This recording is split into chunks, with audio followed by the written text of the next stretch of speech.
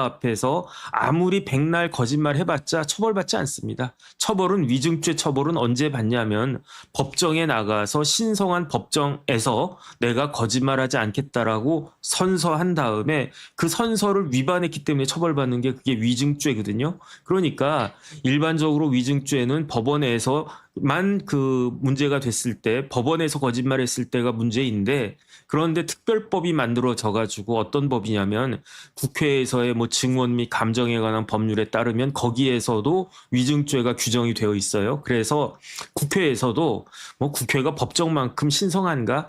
그런 것 같지는 않은데 또 생각해 보니까 뭐 우리나라 법정이 뭐 그렇게까지 또 이렇게 신성한가? 뭐 또 또이또이 아닌가? 그런 생각도 듭니다. 안타까운 현실인데 어쨌든 국회에서도 선서하고 만약에 거짓말하면 처벌받거든요. 그게 위증죄거든요. 그러니까 박상용 검사가 지난번에 청문회 나와가지고 선서 안 하겠다고 그랬잖아요.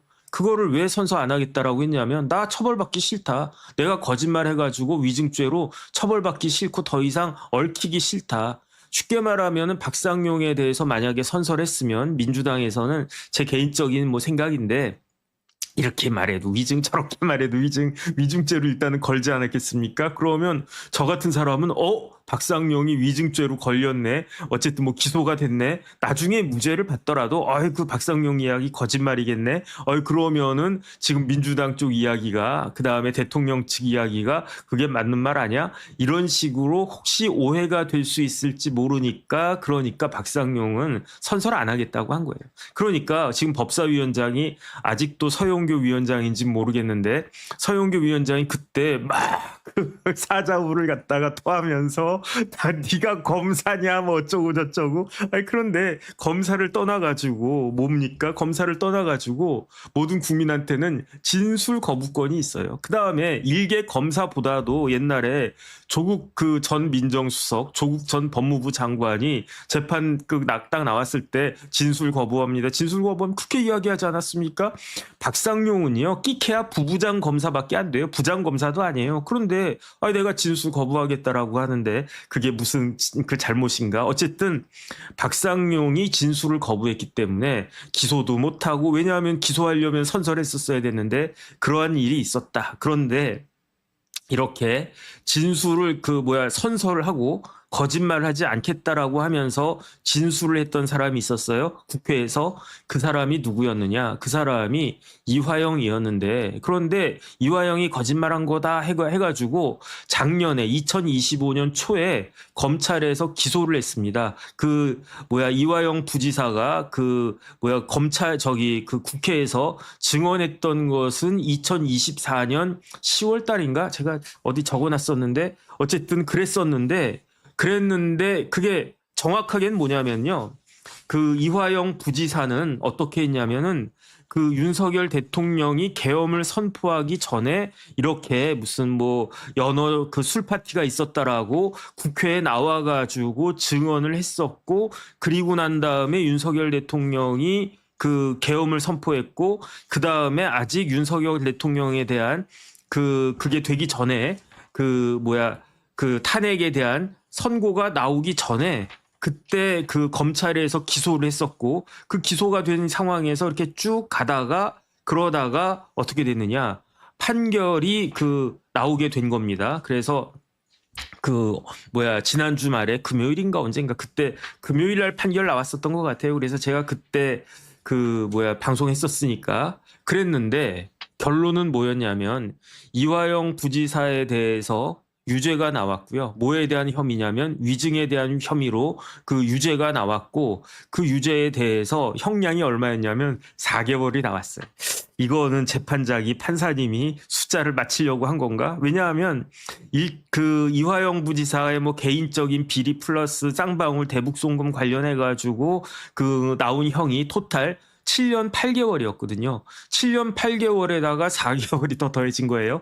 8 더하기 4는 얼마다? 12. 12개월이면 얼마다? 1년. 7년 8개월에다가 4개월을 더하면 딱 8년이 떨어지는 겁니다. 그래서 이화영 부지사는 어떻게든 뭐 사면 받고 복권 받고 그러고 싶었는데 혹을 때려다가 오히려 혹을 덧붙인 거 아닌가? 7년 8개월에서 8년으로 혹을 덧붙인 거 아닌가? 그 생각을 할 수 있는데, 물론 이제 저와 같이 생각하는 사람들은 뭐가 짧다? 생각이 짧다. 왜 생각이 짧겠습니까? 이재명 대통령의 임기가 아직도 4년 가까이 남았단 말이에요. 이제 4년에서 조금 줄어듭니다. 그런데 제 생각에는요, 그 이화영 부지사 관련해가지고 그 사면하고 복권 시켜주지 않겠습니까? 저는 그런 생각이 드는데, 근데 과연 그게 가능할까? 뭐 어쨌든 그런 생각은 드는데, 그런데 일단은 이제 선거는 다 끝났어요. 그러면 올해 8.15에 사면 그 복권이 있을 수 있고, 크리스마스 때 대개 8월하고 12월에 광복절하고 그다음에 크리스마스 때 사면 복권이 많이 이루어지니까, 그러니까 올해나 아니면은 내년이나 내후년은 쉽지 않을 것 같아요. 왜냐하면 내후년에는 4월에 총선이 있으니까 그게 민심에 어떻게 반응을 갖다가 할 것인가, 어쨌든 그런 생각이 들고, 여기서 이화영 부지사가 좀 독특한 행동을 했어요. 어떻게 됐냐면은 작년 2월인가 3월인가 제가 봤었는데 안 적어놔가지고 까먹었습니다. 맨날 제가 까먹으니까. 근데 이화영 부지사가 신청했어요. 뭘 신청했냐면 국민참여재판이라고 하는 것을 신청했습니다. 옛날에 제가 고시 공부할 때는요, 국민참여재판이라고 하는 게 있지가 않았는데 2000년대에 법이 생겨가지고, 어떤 법이 생겼냐면 국민참여재판법이라고 하는 게 생겼어요. 그래가지고 일정한 재판 같은 일정한 형사소송의 경우에 있어서는 그 피고인이 그 동의를 하면 국민참여재판이라고 하는 것을 할 수 있다라고 되어 있습니다. 그러면 국민참여재판이라고 하는 것은요, 말 그대로 일반 국민이 어떤 재판에, 민사재판 말고 형사재판에 참여한다는 거예요. 어떻게 참여하는 겁니까? 배심원으로 참여한다는 거지. 그러면 배심원이 재판을 하는 법제가 어느 나라 법이냐? 영국하고 미국은요, 그 배심원들이 재판하지 않습니까? 그러니까 배심원들이 뭐라고 이야기하냐면, 정혁진이가 맘모스 빵을 훔쳐 먹었어. 그러면은 유죄야. 그러면 정혁진이는 유죄. 여기까지만 배심원들이 딱 결정을 하는 거예요. 그러면 판사님이 그래 뭐 유죄야, 그러면 뭐 그 맘모스 빵을 갖다가 훔쳐 먹은 걸 가지고 얼마를 선고를 할까, 징역 6개월을 할까, 집행유예를 할까, 벌금형으로 할까, 그거는 판사가 알아서 정하는 게 그게 영미식 배심원 재판인데, 우리나라 국민참여재판은 배심원이라고 하는 것을 실질적으로 도입을 했어요. 그런데 이 배심원이 뭘 하냐면은 결정을 하는 거예요. 딱 보니까 정혁진이 저 새끼는 생긴 것도 찐빵같이 생기고, 그냥 보면은 맘모스빵 같은 거는 뭐 그냥 자동적으로 오토매티컬리 손이 가요. 맘모스빵에 손이 가요. 그 다음에 입으로 가요.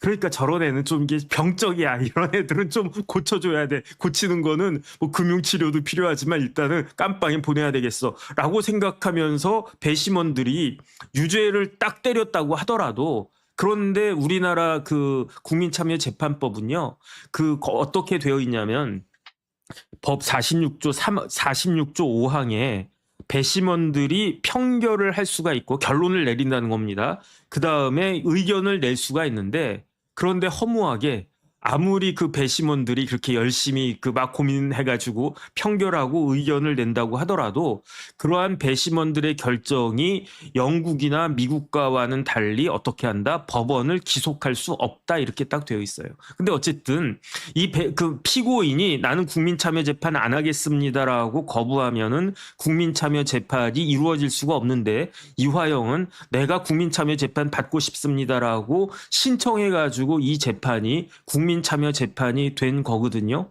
왜 이화영은 국민참여재판을 신청했을까요? 자기한테 유리하다고 생각했으니까 신청을 했겠지.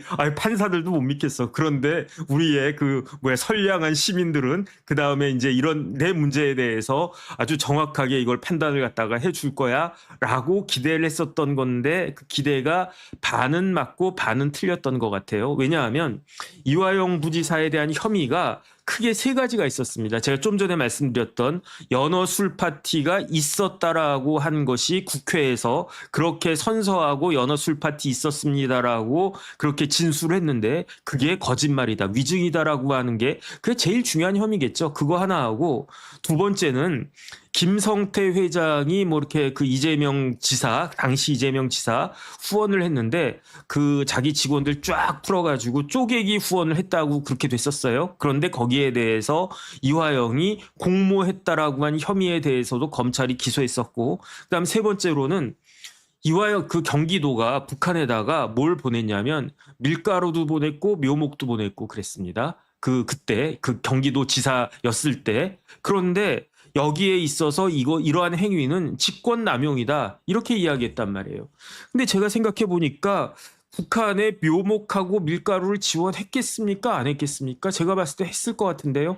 얼마 전에 제주도 지사가 오영환 지사, 오영환인가 어쨌든 그 제주도 지사가 북한에다가 뭐 귤도 보내고 무슨 약도 보내고 뭐 그랬다면서요. 그다음 비닐하우스 뭐 그런 것도 보내고 다 가지 않았겠습니까? 경기도에서도 북한에다가 묘목하고 밀가루를 지원했는데, 그런데 이렇게 지원하게 된 것이 당시 부지사였던 이화영 부지사의 그 직권을 이화영 부지사가 그 경기도 부지사라고 하는 직권을 남용해서 북한에다가 묘목하고 밀가루를 갖다가 보냈다. 그러니까 이거는 직권남용죄다. 혐의가 세 개가 있었는데, 다시 말씀드리지만 이 재판은 국민참여재판이라고 이야기했어요. 여기에 대해서 그 배심원들이 뭐 열흘 동안인가 6월 8일부터 열흘 동안 그 주말 빼고 평일에 매일같이 그걸 했대요. 매일같이. 그 다음에 마지막 날은 밤샘 마라톤 평일을 해가지고, 그러니까 밤 6시부터 이제 끝난 거예요. 모든 이제 재판이 다 끝났어요. 그러니까 끝나자마자 6시부터 그 새벽 6시부터 9시 반까지라고 그랬으니까 18에다가 9를 더하면 어떻게 되겠습니까? 27시 30분이 되겠죠. 그러면은 새벽 3시 반까지 평일을 계속, 밤에 이제 저 같은 사람은 일찍 자니까 눈이 안 떠질 텐데, 눈이 뭐 크지도 않지만 어쨌든 그 작은 눈도 안 떠져가지고 눈 감고 있었을 텐데, 이 배심원들이 일곱 분이었다고 그러는데 새벽 3시 반까지 그 마라톤으로 막 토론해가지고 결론을 딱 내린 거예요. 1번 정치자금법 위반죄, 김성태의 쪼개기 후원에 이화영이 공모했는가? 무죄. 이거는 배심원들이 7대 0으로 일치했어요. 그래가지고 왜 무죄냐면은 김성태의 그 쪼개기 후원은 있었다는 거예요. 그런데 여기에 대해서 이화영 부지사가 공모했는지 여부에 대해서 검찰에서 제대로 입증이 안 됐다. 그러니까 증명이 부족하다. 그러니까 무죄. 뭐 오케이. 그 다음에 두 번째, 북한에다가 묘목과 밀가루를 지원한 거에 대해서, 여기에 대해서 이화영 부지사 측에선 뭐라고 이야기했냐면, 아니 그 부분에 있어서는 검찰이 기소한 것 자체가 공소권 남용이다 이렇게 주장을 했어요. 그런데 여기에 대해서 배심원은 5대2로 무슨 공소권 남용이야, 기소할 만한 거 기소한 거지, 이렇게 판단을 한 거예요. 예컨대 제가 좀 전에 말씀드린 바와 같이 맘모스 빵을 딱 하나를 훔쳐 먹었어요. 그것도 한 7시, 8시 저녁에. 원래 이제 저녁에 가면은 파리바게트나 그런 데 앞에 가면은 이렇게 빵 여러 개 이렇게 뭉쳐가지고 떠리로 이렇게 팔지 않습니까? 뭐 한 봉다리에 뭐 3,000원, 5,000원 해가지고 보면은 빵이 여러 개가 들어있어. 이게 웬 떡이야. 뭐 그러지 않습니까? 그 다음에 요즘은 하루가 지난 빵은 안 팔지 않나요? 근데 예컨대 제가 한 9시쯤에 어디 지나가다가 보니까 맘모스 빵이 있는 거야. 그런데 제가 너무 먹고 싶어가지고 저도 모르게 손이 가가지고 그걸 훔쳐서 먹었단 말이에요. 그러면 이게 그 유죄입니까? 무죄입니까? 장발장도요, 저처럼 빵 하나 훔쳐 먹었다고 깜빵살이 했어요. 그러니까 빵을 훔쳐먹은 것은 그 빵이 아무리 하나이고 그 빵이 아무리 이제 저녁 때 이제 다 팔고 남은 거라서 어차피 폐기해야 될 빵이라고 하더라도 그거를 빵집 주인이 저한테 준 게 아니면 그거는 절도죄가 되잖아요. 그 절도죄에 대해서 아주 그냥 뭐 칼 같은 검사 있지 않습니까? 뭐 우병우, 뭐 한동훈, 뭐 그런 검사들, 윤석열 검사는 그랬을 것 같진 않은데, 우병우나 한동훈 같은 검사는 저런 것도 무조건 법대로 해야 돼 가지고 정혁진을 갖다 기소했단 말이에요. 그러면 우병우 검사가 빵 하나 훔쳐 먹었다고 정혁진이를 기소한 게 이게 공소권 남용입니까? 저는 그렇게 생각하지 않거든요. 기소할 건 기소한 거지. 좀 너무한 거지. 제가 봤을 때 기소유예 정도 해주면 될 사안인데 그래도 기소할지 여부에 대해서는 재량권이 판단권이 검사한테 있는 거니까 그거 기소했다고 해가지고 뭐 잘못됐다고 할 수 있겠습니까? 그런데 그러니까 배심원들도 이거는 공소권 남용 아니야. 5대2로 5명은 공소권 남용 아니고 2명은 공소권 남용이라고 판단을 했다는 거예요. 그러면은 미국식이었다라고 하면 영국식이었다라고 하면 그러면 어떻게 되겠습니까? 이화영은 유죄가 되는 거예요. 유죄가 되는 건데 우리나라 법은 어떻다고요? 국민참여재판법은 아무리 그렇게 열흘 동안 밤새도록 해가지고 평의를 갖다가 해가지고 평결을 내렸다라고 해도 판사가 그거는 뭐 배심원들 생각이고 그건 당신들 생각이고 내 생각에는 공소권 남용이야 이러면 어떻게 됩니까? 공소권 남용이 되는 거예요.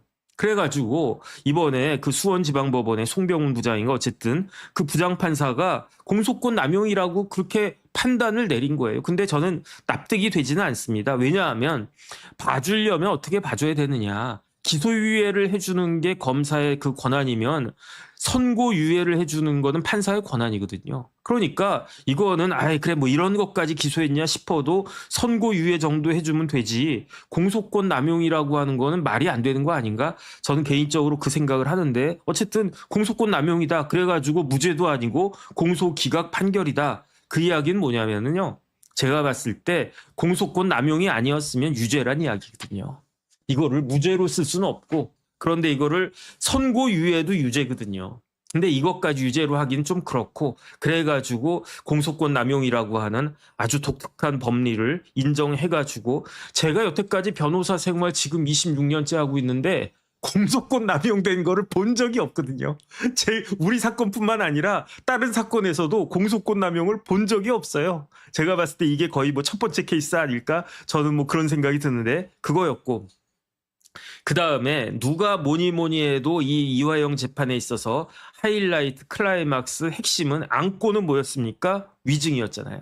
이화영 부지사가 국회 증언감정법상의 증언을 선서하고 뭐라고 이야기했냐면 연어 술 파티가 있었다라고 그랬었어요. 그런데 배심원들은 4대3으로 갈렸습니다. 이화영 유죄는 넷. 이화영 무죄는 3. 왜 이화영 무죄가 3이나 됐을까요? 그것은 이화영 부지사가 거짓말 탐지기를 갖다가 했습니다. 그런데 거짓말 탐지기에 이화영이 거짓말한 게 아니라 그 말은 다시 말하면은 연어 술 파티가 있었다라고 하는 이화영의 말은 거짓이 아니었다라고 거짓말 탐지기가 결과가 그렇게 딱 나왔다는 거죠. 그러니까 그 배심원 중에 3명은 제일 중요한 건 거짓말 탐지기 결과였을 겁니다.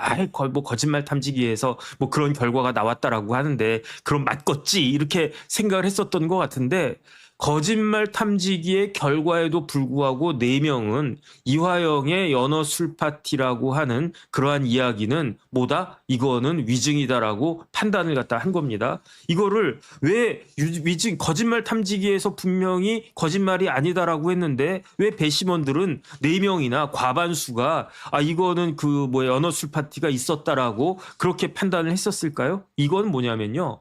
이화영 부지사의 진술이 계속 바뀌고 있었던 거예요.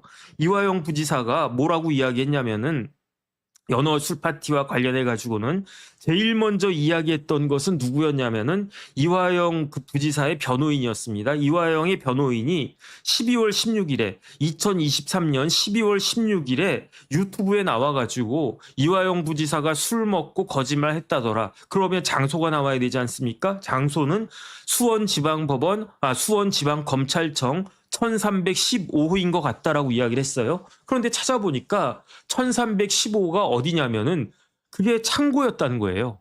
창고였는데 창고에서 아무리 그래도 그렇지 술 한 잔 주는데 창고에서 술 주면 그게 기분이가 좋겠습니까? 아무리 얻어먹는 처지라고 하더라도 그러니까 이게 좀 이상하다는 거야. 어쨌든 그러면서 또 뭐라고 이야기했냐면 그 변호사가 유튜브에 나와가지고 이화영한테 술을 주려고 하는 것을 교도관이 제지하면서 검사한테 항의까지 했다. 이런 이야기를 유튜브에서 했대요. 제가 보지는 못했습니다. 제가 언제 뭐 그런 것까지 볼 여유가 없습니다. 보고 싶지도 않고. 근데 그런데 뭐 이것저것 찾아보니까 2023년 12월 26일에 이화영의 변호사가 유튜브 나와서 이화영한테 검사가 박상용 검사 이야기하는 걸 겁니다. 술을 줬는데 어디서 줬느냐? 1315호에서 줬는데 교도관이 제지까지 했더라. 이렇게 이야기를 했었던 거예요. 그런데 보니까 이게 그리고 난 다음에 4월 4일에는 이화영 부지사가 법정까지 나와가지고 법원에서 뭐라고 이야기했냐면은 내가 그때 소주를 마셨는데 얼굴이 벌게졌다. 그리고 난 다음에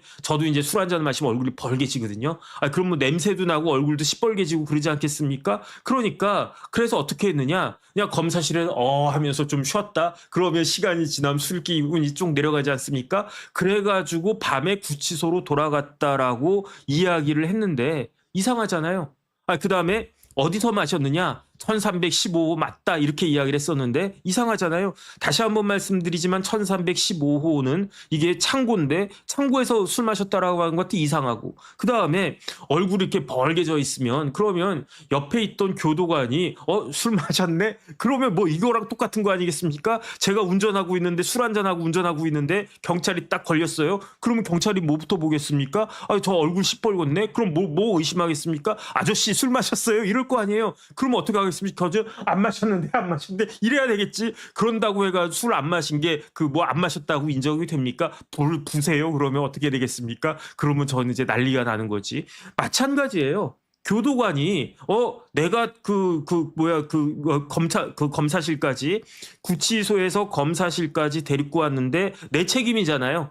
내가 다시 구치소로 돌려보낼 때까지는 내 책임인데 그런데 만약에 내가 담당하고 있는 피의자가 술 마셔가지고 무슨 실수라도 한다든지 그다음 술에 취해가지고 막 깽판 친다든지 그러면 그 피의자만 문제가 됩니까? 그 검사만 문제가 됩니까? 나도 문제가 되잖아요. 나도. 도대체 네가 일을 어떻게 했느냐 해가지고 심한 썼어야 될 거 아니겠습니까? 그러니까 그 교도관은 그거 알았어요 몰랐어요 그러니까 그때 이화영 부지사가 교도관이 내가 술을 마셨는지 여부는 내가 알 바 아니겠습니다. 이렇게 이야기하는 거예요. 근데 이것도 말이 안 되잖아요. 왜냐하면 그 구치소에서 검찰청까지는 어떻게 옵니까? 버스 타고 간다고요. 그러니까 단체로 가는 거예요. 오늘 수원지방검찰청 갈 피의자들은 몇 명이냐? 한 10명 된다고 쳐요. 그럼 10명이 같이 버스 타고 와가지고 각자 검사실로 흩어지는 거예요. 자기가 조사받아야 될. 그리고 난 다음에 어떻게 합니까? 이제 거의 다 끝날 때쯤 해가지고 다 같이 모이겠죠. 한 5시 반쯤에 모일 거예요. 왜냐하면 6시에 저녁 먹어야 되니까. 그러니까 아주 예외적으로 더 오랫동안 조사해야 되는 그러한 피의자 빼놓고는 다 그냥 조금 일찍 끝난 사람은 좀 기다려야 될 거고 딱 맞춰서 끝난 사람은 딱 맞춰가지고 그 버스를 갖다 탈 거고 버스 타고 구치소로 가야 될 거 아니에요. 그런데 이화영은 그러면은 그날 하면서 술 마신 다음에 하면서 한 8시 9시까지 이렇게 술 기운 내린 다음에 그런 다음에 그때까지 교도관 기다리고 있다가 같이 이렇게 퇴근했다는 그러한 이야기인가? 이것도 말이 안 되잖아요. 그리고 난 다음에 4월 17일에 변호사가 인터뷰를 하는데 이화영의 변호사가 인터뷰를 하는데 이때부터 이야기가 바뀌기 시작해요. 어떻게 바뀌기 시작하느냐? 이화영이 소주를 마셨다라고 하는 장소가 지금까지는 1315호였어요. 그런데 이 1315호는 창고였단 말이죠. 그런데 이때부터 4월 17일부터 변호사의 말이 바뀌는데 어떻게 창고에서 술 마십니까? 그렇게 이야기했더니 아차 우리의 실수. 이거는 어디서 술을 마셨느냐? 1315호가 아니고 1313호에서 마셨다는 거예요. 1313호에서. 1313호는 어디냐면은 검사실 내에 영상 녹화실이 있대요. 대개는 영상 녹화실이 따로 있을 텐데 어쨌든 검사실 안에 영상 녹화실이 있대요. 근데 중요한 건 영상 녹화실이에요. 영상 녹화실에서 술을 마셨다. 그 다음에 이때부터 뭐가 나오냐면 날짜가 나오는 거예요. 그때는 몇 월 며칠 날 술을 마셨는지가 나와 있지가 않았는데 그런데 4월 17일에는 몇 월 며칠에 술 마시기 시작했냐면은 2023년 6월 30일 17시부터 18시까지 술을 마셨고 그 다음에 교도관 어디 있었느냐? 영상 녹화실 근처에 교도관 대기 공간이 있었는데 그 대기 공간에서 교도관이 있었고 그런 이야기를 딱 하는 거예요. 그 다음에 4월 18일 그 다음날 그 변호사가 또 유튜브에 나와가지고 이야기를 하는데 또 말이 바뀌는 거예요. 어떻게 또 말이 바뀌느냐? 장소는 똑같아졌습니다. 장소는 1315호에서 1313호 영상 녹화실로 장소는 똑같은데 그런데 날짜가 바뀌어요. 날짜가. 그 전날 17 마셨습니다. 이렇게 이야기를 했는데 이때는 그 다음 날인 4월 18일에는 그 변호사가 유튜브하고 그 다음에 뭐 여기저기 인터뷰하면서 뭐라고 이야기를 하냐면은 2023년 6월 28일이나 7월 3일이나 7월 5일 세 날짜 중에 하루에 술을 마셨는데 그 중에서 7월 3일에 술을 마신 게 유력하다 이렇게 이야기하는 거예요. 그러니까 하루 만에 날짜가 바뀌는 거예요. 지난번엔 장소가 바뀌더니 이번엔 날짜가 바뀌는 거예요. 그러면은 교도관은 어디 있었느냐? 교도관은 영상 녹화실 대기 공간에 있었는데 그런데 영상 녹화실이니까 유리창이 요만하대요. 작대요. 그래가지고 우리 피의자 이화영 피의자 뭐 잘 있나 잘 없나 하면서 이렇게 봐야 되는데 유리창이 좁아가지고 작아가지고 잘 안 보여가지고 이화영이 술 먹고 있는 것을 알 수가 없었다는 거예요. 그 다음에 이때 이화영 부지사는 뭐라고 그랬습니까? 이화영 부지사는 4월 4일에 법정에 나와가지고 그때 내가 소주를 마셔가지고 소주 한 컵 쫙 들이키고 기분이가 좋다 그러면서 그러고 있는데 술 기운이 쫙 올라와가지고 얼굴이 시뻘개졌는데 이 상태로 그 구치소 가면은 사람들이 이상하게 여길 것 같아가지고 내가 시간을 좀 벌면서 기다리고 있었다. 검사방에 가면은 소파 같은 거 있거든요. 내실에 그렇게 소파에 앉게 해줬는지 그래서 이러면서 술 내려가기를 기다렸다가 밤중에 돌아갔다. 이런 식으로 이야기를 했는데 이화영이 술 마셨는지 여부에 대한 이야기가 또 바뀌는 거예요. 어떻게 바뀌느냐? 이건 변호사 이야기인 것 같은데 이화영 부지사한테 박상용이가 이런 종이컵에다가 뭘 담아서 줬대요. 그래가지고 저도 한잔 하겠습니다.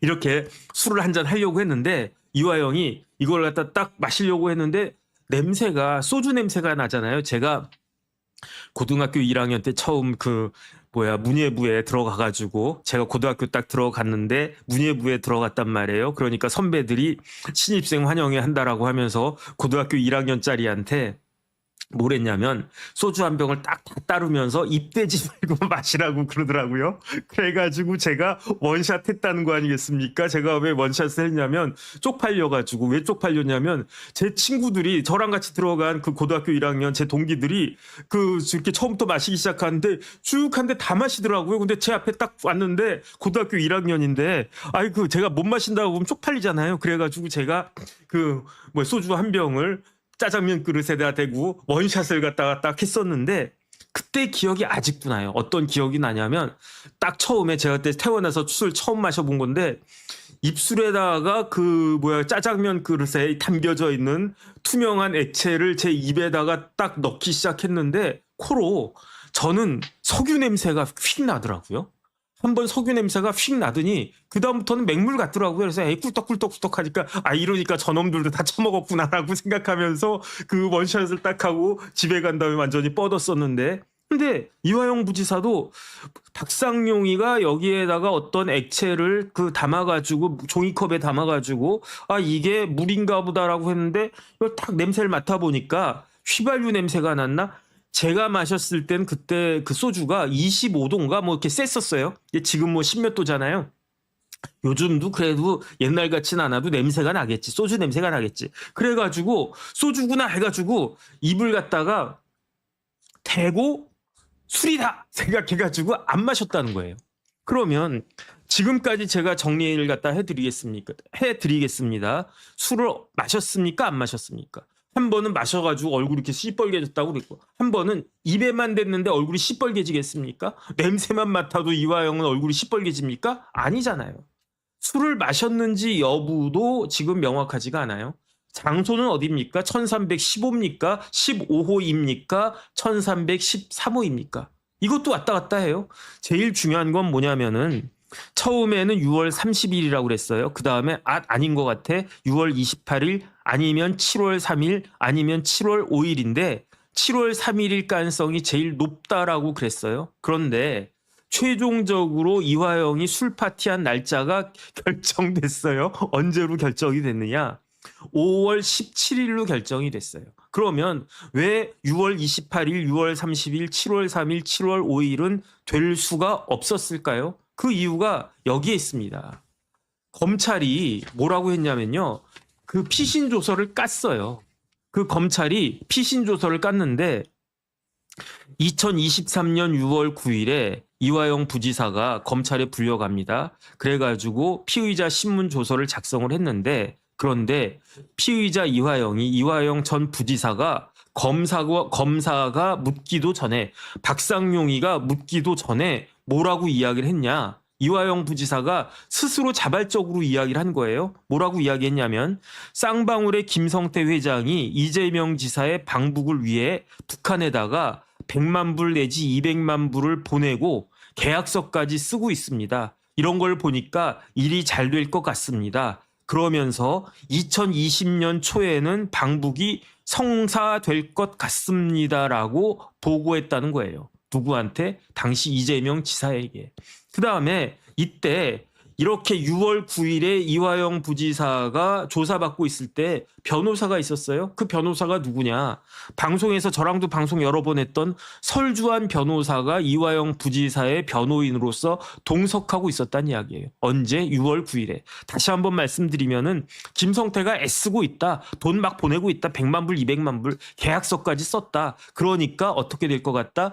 2020년 초에는 방북이 성사될 것 같다. 만약에 코로나 없었으면 진짜 2020년 초에 이재명 경기도지사 뭐 문재인 대통령이 북한 안 데리고 가줬는데 스스로 길을 뚫어가지고 이재명 경기도지사 북한 방문해가지고 김정은이랑 뭐 이렇게 손들고 막 이런 것들이 나왔을지도 모르겠어요. 그런데 코로나가 있었기 때문에 이런 것들을 이화영 부지사가 당시 지사에게 보고했다는 이야기가 검찰 피의자 신문 조서에 있는 거예요. 그리고 난 다음에 6월 14일에도 뭐라고 이야기했냐면 검찰에서 현대 아산과 같은 기업의 역할이 필요하다는 식으로 이야기를 했다는 거죠. 그 다음에 6월 18일에도 또 조사를 받았는데 이때는 어떤 변호사가 옆에 참여하고 있었느냐. 6월 9일에는 설주환 변호사였는데 6월 18일에는 그 유명한 서민석 변호사님이 배석하고 있었어요. 참여하고 있었어요. 뭐라고 이야기했냐면은 이때도 이재명 지사님한테 보고했다라고 이야기를 했는데 뭘 보고했느냐.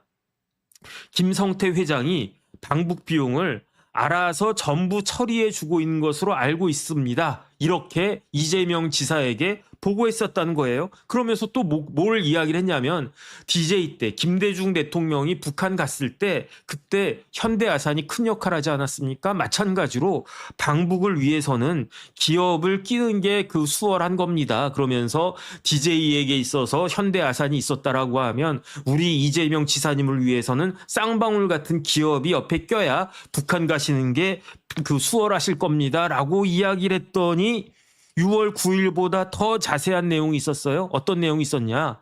이재명 지사님이 뭐라고 이야기하냐면 그래요. 그러면서 잘 진행됐으면 좋겠습니다라고 말씀하셨다라는 내용이 6월 18일에 피의자 신문 조서에 나와 있었다는 거예요. 그리고 난 다음에 6월 21일, 6월 22일에도 또 이제 그 피의자 신문 조서가 있는데 뭐라고 되어 있었냐? 이재명 지사의 지시가 있었기 때문에 방북 비용을 대납해 줄 거를 김성태 회장한테 부탁을 했고 그 다음에 김성태 회장하고 북한의 송명철이라고 무슨 제법 높은 사람 있어요. 이런 사람들과 방북과 관련해 가지고 논의를 했었는데 북한에서 약속을 했다는 거예요. 뭘 약속했냐? 최고 수준의 의전해 줄 것을 약속을 갖다가 했다. 이런 이야기가 있었고 그 다음에 8월 8일에는요. 이제 그 이화영 부지사가 자필 진술서까지 썼는데 뭐라고 이야기했냐면은 그간 그 법무법인 해광 이거는 이제 서민석 변호사 이야기하는 겁니다. 이화영 내 입장에서 피고인 이화영의 입장에서 재판을 진행해 줬고 그 다음에 해광에 서민석 변호사가 있고 또 그 밑에 서 변호사 밑에 있는 변호사 있었던 것 같아요. 변호사가 2명이 있는데 진실만을 말하라고 나한테 강조를 갖다가 했다. 네가 진실만을 말하면 어쨌든 내가 우리 변호인들이 무죄 입증을 위해서 최선을 다하겠다라고 그렇게 이야기를 했다. 이런 자필 진술서가 이화영 명의의 자필 진술서가 8월 8일에 그 작성이 됐고 그 다음에 8월 11일에도 그 검찰에서 조사가 있었는데 이화영 부지사가 이때까지 뭐라고 이야기했냐면요. 검찰에서 회유와 딜이 있어서 내가 허위 진술한 것 같냐? 그런 사실이 없었다. 그 다음에 강요하고 그 회유에서 진술한 사실은 없었다라고 다시 한번 강조하고 내가 알고 있는 내용 그대로 진술한 것이다. 그러니까 6월 달에 한 내용은 다 자기가 그 임의로 그냥 자기가 알고 있는 대로 진실만을 이야기한 것이다. 이렇게 이야기했었다는 거죠. 그러니까 여기서 중요한 건 뭐냐면 날짜가 중요한 겁니다. 제가 말씀드렸잖아요. 처음에 이 그 연어 술 파티가 있었다라고 한 날짜가 언제였다고요? 제일 먼저 나온 날짜는 6월 30일이었어요. 그리고 난 다음에 6월 30일 아니야. 그 날짜 뭐가 있었겠죠. 그날 6월 30일에 뭐 다른 일이 있었다라고 한 게 뭐 있었는지 모르겠는데 6월 30일 아니야. 그 다음으로 등장한 날짜는 6월 28일, 7월 3일, 7월 5일 셋 중에 하나인데 7월 3일이 제일 유력해 이랬는데 논리적으로 말이 안 되잖아요. 예를 들어서 그 이화영 부지사가 뭐라고요? 강압과 회유와 그런 것들에 의해 가지고 거짓말했다는 거예요. 어떤 거짓말했다는 겁니까? 이재명 지사님은 아무것도 모르고 있었는데 그런데 내가 그 박상용이라고 하는 검사가 검사 시읒 뭐가 그 부부장 검사인데 나한테 술 먹이고 연어 그 처먹이고 해가지고 내가 마음이 막 움직여가지고 예컨대 저는 사실은 소주 싫어합니다. 그 다음에 저는 뭐 연어 뭐 그렇게 좋아하지 않습니다. 그러니까 저한테 연어 먹이고 술 먹이고 그럴 생각하지 마세요. 역효과 납니다. 저한테는 뭐 먹이면 된지 아시죠? 뭐 굳이 말을 하지 않겠습니다. 근데 이화영 부지사는 연어도 좋아하고 소주도 좋아하는 모양이에요. 그래가지고 연어 먹고 소주 마시고 해가지고 기분이가 좋아가지고 좔좔좔좔 풀었다라고 이야기를 하는 것이었는데 그런데 6월 28일, 6월 30일, 7월 3일, 7월 5일 이때는 언제입니까? 제가 다시 말씀드리지만요. 이화영 부지사가 이재명 지사한테 보고했다라고 적힌 날짜가 있어요. 피의자 신문조서 날짜가 있어요. 6월 9일, 6월 14일, 6월 18일, 6월 21일, 6월 22일. 그러면 만약에 그때 2024년 4월 4일, 4월 17일, 4월 18일 뭐 이럴 때 그런 이야기를 쭉 했었던 건데 이 이화영 부지사나 이화영의 변호인의 이야기대로 한다라고 하면 먼저 이화영 부지사가 이재명 지사님한테 다 보고를 한 다음에 다 보고를 했다는 이야기예요. 그리고 난 다음에 며칠 날? 6월 9일 날 이미 6월 9일부터 잘잘잘잘 불기 시작한 거야. 그러니까 박상용 검사가 기분이가 좋아가지고 아이고 우리 피의자 이화영 씨가 잘잘잘잘 부럽네. 그러면 일로 오세요 일로 오세요 그러면서 뭐 강아지입니까? 이렇게 해가지고 오라고 한 다음에 어이구 우리 강아지가 뭐 이렇게 뭐 똥도 잘 싸고 오줌도 잘 쌌어. 그러면 우리 강아지한테 뭘 줘야 돼? 선물 줘야 돼. 그러면서 간식 줘. 이러는 겁니까? 말이 안 되잖아요. 진술은 6월 9일부터 있었던 거예요. 그런데 6월 30일에 연어 술 파티가 있었다라고 한 게 말이 되겠습니까? 7월 3일에 유력한 날짜라고 한 게 말이 되냐고요. 그러니까 결론 어떻게 됐느냐? 날짜를 쭉 끌어당겼어요. 그래서 연어 술 파티가 있었던 걸로 최종적으로 그 결정이 된 거는 조정이 된 거는 언제였느냐? 5월 달로 조정된 거예요. 5월 17일. 그래야 말이 되지. 5월 17일에 이화영이 연어하고 소주하고 마셔가지고 기분이가 좋아가지고 그 다음에 연어하고 소주를 딱 마시니까 기분이가 좋아가지고 기분이 알딸딸해요. 그리고 난 다음에 우리 검사님이 내가 조금만 이야기를 잘하면 연어하고 소주 또 한 잔 주지 않을까? 그러한 기대로 6월 9일부터 6월 내내 그렇게 이재명 지사님한테 보고했다라고 그렇게 거짓말을 했다는 이야기입니까? 이거는 이래도 말이 안 되기는 하는데 그래도 그나마 이건 말이 돼. 그런데 다 보고했다라고 진술한 다음에 연어 술 파티가 있었다라고 하는 건요. 말이 안 되잖아요. 이게 사실관계가 이렇게 딱 나오니까 그러니까 어떻게 됐겠습니까? 그러니까 배심원들이 아무리 이화영 부지사 거짓말 탐지기에서 이화영은 진실을 이야기하고 있습니다. 끼리끼리 이렇게 나왔다고 하더라도 3명은 그래 그러면 뭐 거짓말 탐지기가 요즘은 얼마나 또 과학이 발달해. 그다음에 요즘 거짓말 탐지기는 AI 거짓말 탐지기인가 어쨌든 무지하게 정확할 거야. 그래가지고 3명은 이화영 무죄 이렇게 했지만 대부분이라기 하기보다는 과반수의 4명의 배심원은 아무리 그래도 그렇지 날짜가 다른 것도 아니고 날짜가 안 맞잖아요. 6월 9일 날부터 막 이런 게 있다라고 했는데, 그런데 6월 뭐 30일부터 뭐 연어 뭐 있었다. 그러다가 뭐 7월 3일, 7월 5일까지 갔다가, 그러니까 6월 30일에 있었던 6월 30일 그 연어 술 파티는, 소주 술 파티는 6월 30일에 시작해가지고 7월 5일까지 갔다가 보니까 이거는 앞뒤가 말이 안 맞아. 그럼 빽빽빽 해가지고 5월 17일까지 빽했다는 이야기인데 이거를 누가 믿겠습니까? 그래가지고 어쨌든 유죄라고 그 판결을 그 평결을 그 배심원들이 평의해가지고 결론을 내려서 배심원들이 우리 배심원단은 4대3으로 이화영 그 유죄라고 그 결론을 내렸습니다라고 딱 하니까, 그러니까 그 판사님이 어떻게 했느냐, 판사님이 그러면 유죄 맞겠습니다라고 하면서 징역 4개월을 딱 선고를 한 건데, 제 생각에는요, 지금 그 이화영 부지사 관련해가지고 수원지방법원에서는 그 무죄 판결을 내릴 수가 없어요. 아마 이거는 뭐 제 개인적인 생각인데, 그 부장판사는, 수원지방법원의 부장판사는 어떻게든 무죄 판결을 내리고 싶은 마음이 있지 않았을까 하는 게 제 개인적인 생각입니다. 아니면 말고요. 이건 그야말로 제 뇌피셜이니까. 왜 그렇게 생각하냐면, 제가 좀 전에 말씀드렸잖아요. 그 뭐라고 이야기했냐면은 공소권 남용이 없다라고 했음에도 불구하고 부장판사는 공소권 남용이 있다라고 하면서 공소 기각을 내렸단 말이에요. 그런 판사예요. 그런데 위증에 대해서도 왜 공소 기각을 안 합니까? 위증에 대해서는 왜 무죄 판결을 갖다가 안 합니까? 그럴 수밖에 없는 게, 그게 왜 그런가?